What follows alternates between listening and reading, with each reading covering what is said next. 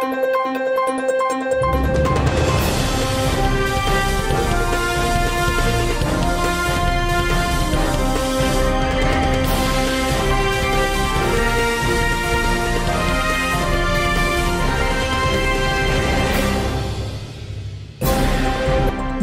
আসন্ন পহেলা বৈশাখের মঙ্গল শোভাযাত্রা নিয়ে আলোচনা ও বিতর্ক যেন পিছুই ছাড়ছে না।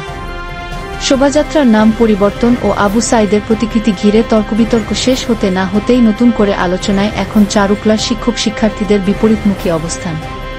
বিভাগের সদ্য প্রাক্তন শিক্ষার্থীদের একটি অংশ অভিযোগ তুলেছেন, সাধারণ শিক্ষার্থীদের সঙ্গে আলোচনা না করে নির্দিষ্ট কিছু ছাত্র-শিক্ষক গোষ্ঠীর সম্পৃক্ততায় এবারের শোভাযাত্রা আয়োজন করা হচ্ছে।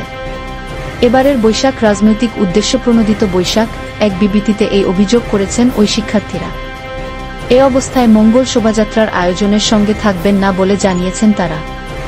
অন্যদিকে শিক্ষকরা পাল্টা অভিযোগ করে বিবৃতিটিকে উদ্দেশ্যমূলক বলে অভিহিত করছেন। দুপক্ষের এমন পাল্টাপাল্টি অবস্থানে কিছুটা বিব্রত ও দ্বিধান্বিত এখন বর্তমান শিক্ষার্থীরা। এর আগে কখনো আমরা এমন ঘটনা ঘটতে দেখিনি।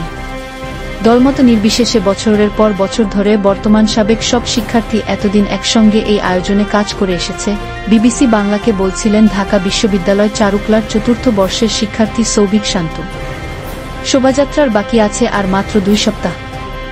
ফলে সবার সহযোগিতা না পেলে অল্প এই সময়ের মধ্যে আয়োজনের সব কাজ পুরোপুরি শেষ করা সম্ভব হবে কিনা সেটি নিয়েও এক ধরনের শঙ্কা তৈরি হয়েছে।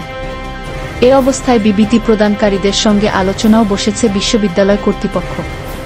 কিন্তু বৃহস্পতিবার ঘণ্টাব্যাপী আলোচনা চলার পরও বিষয়টির চূড়ান্ত কোনো সমাধান আসতে দেখা যায়নি।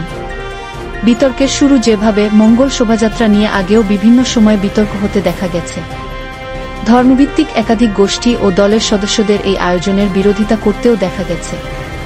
কিন্তু সম্প্রতি বিষয়টি নিয়ে নতুন করে আলোচনা ও বিতর্ক শুরু হয় অন্তর্বর্তী সরকারের সংস্কৃতি উপদেষ্টা মোস্তফা সরয়ার ফারুকীর একটি বক্তব্যকে কেন্দ্র করে। গত 2-3 মার্চের ওই বক্তব্যে মঙ্গল শোভাযাত্রার নাম পরিবর্তনের ইঙ্গিত দিয়ে ফারুকী সাংবাদিকদের বলেছিলেন, কি নামে এ শোভাযাত্রা হবে সেটা আগামীকাল সভায় নির্ধারিত হবে। এটার নাম ছিল আনন্দ শোভাযাত্রা, সেখান থেকে হয়েছে মঙ্গল শোভাযাত্রা।